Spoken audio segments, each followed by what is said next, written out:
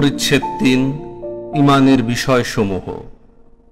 আল্লাহ তাআলার বাণী, পূর্ব এবং পশ্চিম দিকে তোমাদের মুখ ফেরানোতে কোনো কল্যাণ নেই, কিন্তু কল্যাণ আছে কেউ ঈমান আনলে আল্লাহ তাআলার উপর, আখিরাত, ফেরেশতাগণ, কিতাবসমূহ ও নবীগণের উপর ঈমান আনলে এবং আল্লাহর মুহাব্বতে আত্মীয় স্বজন, ইয়াতিম, অভাবগ্রস্ত, মুসাফির, সাহায্য প্রার্থীদের এবং দাসত্ব মোচনের জন্য সম্পদ দান করলে, সালাত কায়েম করলে ও যাকাত দিলে এবং ওয়াদা দিয়ে তা পূরণ করলে, অর্থ সংকটে, দুঃখ কষ্টে ও যুদ্ধকালে ধৈর্য ধারণ করলে, তারাই সত্যপরায়ণ ও তারা মুত্তাকি।